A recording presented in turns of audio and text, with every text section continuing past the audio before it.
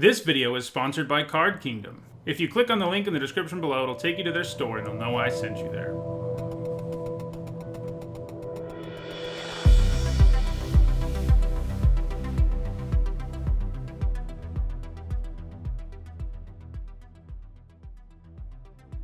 Hi everyone, I'm Hone, and it's Wednesday, so that means it's time for another MTG Top 10, the series where I rank cards based on their historical performance at Magic's highest level of competition. Discounts are great in Magic, and really increase how quickly you can accomplish things and how efficiently you can use your mana. To be eligible for this list, a card had to reduce the cost of some other card or card type. I did not include cards on this list that exclusively reduce their own cost. That means things like Blasphemous Act weren't considered. This is because permanents that reduce the costs of other cards feel very different from a card that just lowers its own cost. I also didn't include cards that let you cast stuff for free straight up. While that is technically a cost reduction, making something free seems like its own category. I mean, after all, if you got something for free, you're generally not going to say, I got it at a reduced price, you're going to say, I got it for free. There were 142 cards that met that criteria, and in this video, we'll talk about the 10 that have left the biggest impact on Magic's competitive history.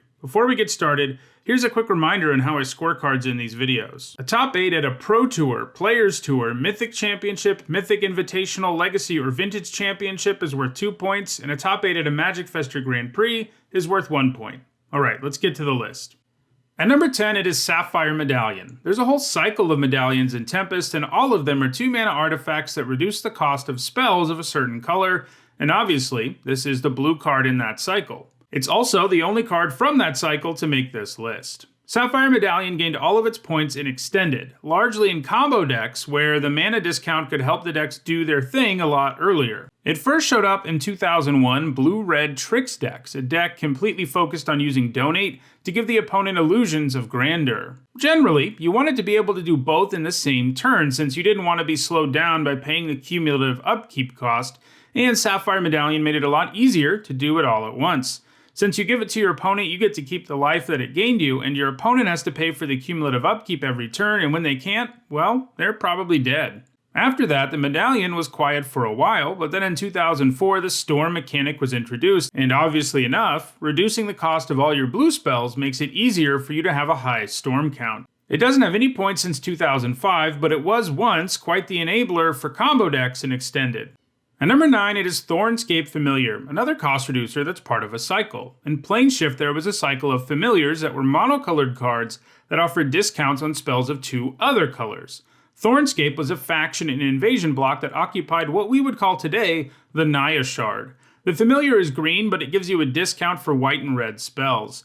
The other familiars are similar, fitting into one of those shards. This familiar actually has pretty reasonable stats for a card that also has a very relevant text box. Thornscape Familiar gained all of its points in Invasion Block Constructed, where it was utilized in red-green aggro decks. At number 8, it is Ugin, the Ineffable. Ugin is a War of the Spark Planeswalker, and that means he has a static ability, and that's where the cost reduction effect comes in here. Ugin can reduce the cost of colorless spells.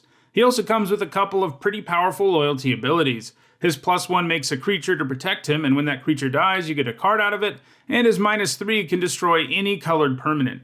Ugin was played in control decks in Standard where his cost reduction ability didn't really come up all that often. However, in Modern he was played in Tron decks, which generally have lots of colorless spells, including Eldrazi. Additionally, those decks can drop Ugin on turn 3. Going forward, it seems likely Ugin will continue to gain points in Modern. At number 7, I have Goblin Electromancer. The Electromancer and Ugin the Ineffable have the same number of points, but I gave the Electromancer the edge because it has more Pro Tour top 8s. This 2-mana 2/2 reduces the cost of both your instants and sorceries. Unsurprisingly, the Electromancer has been played in a lot of decks that makes heavy use of those card types. While it was originally printed in Return to Ravnica, it didn't actually gain any points in Standard until its more recent reprint in Guilds of Ravnica. In that Standard, it was a key card in blue-red spells decks that really sought to abuse Arclight Phoenix as much as possible. The Electromancer makes it a lot easier to bring the Phoenix back from the graveyard. While it didn't gain any points in Standard off of its first printing, it did almost immediately find its way into Modern Storm decks, where the cost reduction could really aid players in getting a high Storm count. Decreasing the cost of ritual cards like Seething Song is a huge deal and could really help you win the game with a grape shot of 20+ damage. At number 6, I have Baral, Chief of Compliance. It's kind of funny to look at the Electromancer and Baral back to back because it really showcases how crazy good Baral is. Baral has the same converted mana cost, or I guess mana value as we're saying now, and cost reduction ability, but it is only one color, and it also loots every time you counter a spell, which will be easier to do than normal thanks to that cost reduction effect. It is a 1/3 instead of a 2/2 as well, and one could argue that a 1/3 is actually better in the decks interested in this type of effect. Baral is a relatively new card, but already has some significant multi-format success. It was played in standard control decks like Jeskai Approach, Godpharaoh's Gift, and Turbo Fog. It also has 2 points in Pioneer, which came in Lotus Field combo decks. Like Goblin Electromancer, it also sees play in Modern Storm, a deck which now has access to 2 2-drops with the same cost reduction effect. It's also notable that Baral was so oppressive in Brawl that he had to be banned out of that format. At number 5, it is Nightscape Familiar, which is part of the same cycle as Thornscape Familiar, which we saw at number 9. In Invasion Block, Nightscape occupied what we call the Grixis Shard today, so Nightscape Familiar is a black card that reduces the cost of blue and red spells. He also comes with the ability to regenerate, which you might be able to use a little more often thanks to the discounts on your spells. It had 2 top 8s at the Invasion Block Pro Tour. One came in a blue-black control deck and the other came in a black-red mid-range deck. It gained the most points in Standard though, and exclusively in control decks featuring Psychotog as the primary win condition. These decks were often Grixis, and the Familiar could discount a huge chunk of the deck, and if you're a control deck, that's great, because it becomes easier to leave up mana to disrupt your opponent on their turn. It makes it easier for you to cast spells and quickly fill your graveyard, which Psychotog is a big fan of. The most dominant showing that these Psychotog decks managed was at the 2002 World Championship, when 6 of the top 8 decks were Psychotog decks running a full 4 copies of Nightscape Familiar. Nightscape Familiar also has a single point from Extended where it was featured in a Storm deck. At number 4, it is Goblin Warchief, another cost reducer that's part of a cycle. Scourge had a cycle of tribal Warchiefs, all of which reduce the cost of a particular creature type while also granting some additional bonus. Goblin Warchief offered haste as the additional bonus, and that pairs really well with cost reduction. The Warchief effectively makes it so a goblin can attack 2 turns earlier than it normally would, and that is a huge upgrade.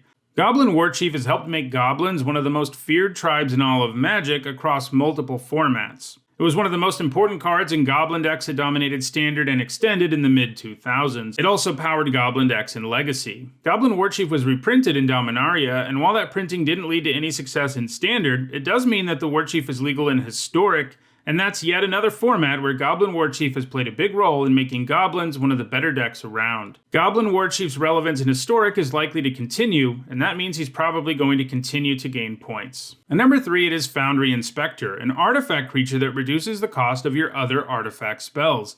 It was barely played at all in Standard, but it immediately became an important card in vintage Mud decks. These decks get their name from the brown frames old artifacts have, and Mud decks are all about making a ton of colorless mana with Mitra's Workshop and playing a ton of artifacts in the first couple of turns, especially artifacts that have effects that make your opponent pay more mana for their spells. The Inspector is great because it helps you get out those tax cards even earlier and helps you quickly lock your opponent out of ever doing anything meaningful.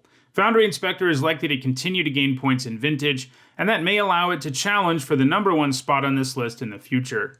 At number 2, it's Iovugen, a land that reduces the cost of Eldrazi by 2. Note, by the way, that Iovugen doesn't actually tap for mana, it just has its static ability and its activated ability, which lets you tutor up colorless creature cards. The Eye is pretty fascinating to look at because it didn't do a whole lot right when it was printed, because all of the original Eldrazi were so expensive that reducing the cost of them by 2 wasn't really enough for the most part. However, when we returned to Zendikar several years later, Wizards printed several cheaper Eldrazi, and that gave Iovugen a significant power boost. For many of these cards, like Thought Not Seer, Iovugen cut the cost in half. The Eye combined with Eldrazi Temple to make Eldrazi absolutely absurd in Modern in 2016, ushering in a time known as Eldrazi Winter. Ultimately, the Eye got banned to nerf the deck, but that deck was so good that it was basically ported to Legacy and Vintage, where Iovugen has seen significant success. As a result of the decreased Eternal format tournaments in this age of COVID, Iovugen hasn't gained any points since 2019, but Eldrazi decks should still be pretty real in the Eternal formats, and it seems like it will gain some more points in the future, and it will probably ultimately pass the number 1 card on this list, which is Duskwatch Recruiter. The Recruiter itself might not have a cost reduction effect, but he's a werewolf, and when he transforms into Krowlin Horde Howler, he makes it so that your creature spells all cost 1 less.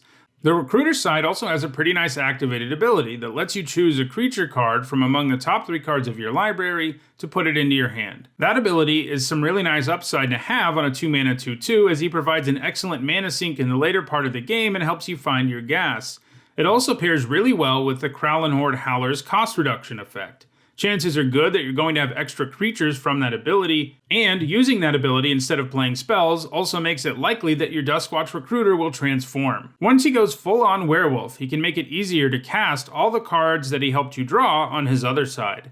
In both Standard and Modern, the Recruiter was mostly played in collected company decks. These decks specialize in playing lots of cheap, efficient creatures, often including toolboxy creatures because of the card selection collected company gives you. The Recruiter works well in those decks because it is a powerful hit off of the company, but also because he can do a reasonable impression of collected company with his activated ability. The Recruiter doesn't have any points since 2018, but I wouldn't completely count it out just yet. That said, Iovugen and Foundry Inspector aren't too far behind it, and if I revisit this list in a few years, the Recruiter may have slipped down the list significantly.